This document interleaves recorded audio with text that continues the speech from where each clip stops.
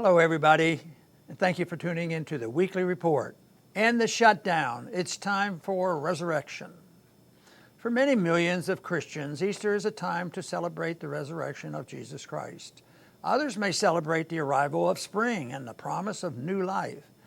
Whatever one's beliefs, after several weeks of mandatory stay-at-home orders and the complete shutdown of the U.S. economy over the coronavirus, this self-destructive hysteria must end, and we must reclaim the freedom and liberty that has provided us so much opportunity as Americans.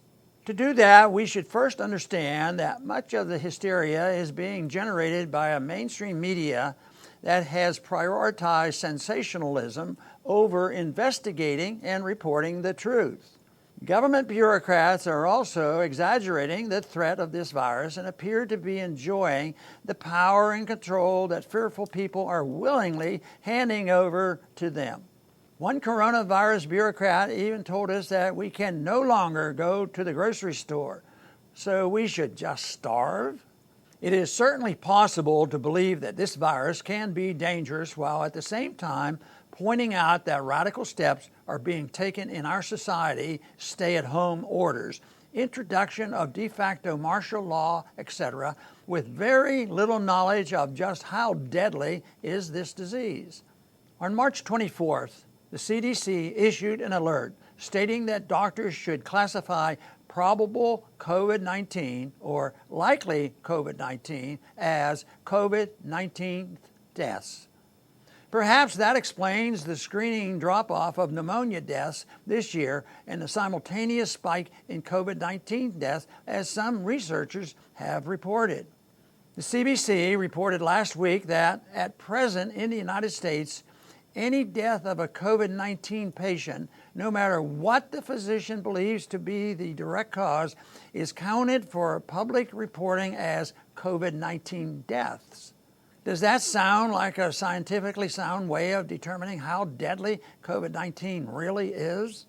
What is most dangerous is that although this virus will eventually disappear, the assault on our civil liberties is not likely to be reversed. From this point on, whenever local officials, county officials, state governors, or federal bureaucrats decide there is sufficient reason to suspend the Constitution, they will not hesitate to do so.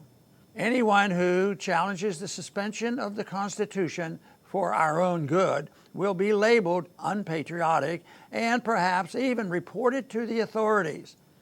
We have already seen hotlines springing up across the country for Americans to report other Americans who dare venture outside to enjoy the sun and build up their vitamin D protection against coronavirus. The government is justified in canceling the Constitution, we are told, because we are in an emergency situation caused by the COVID-19 virus.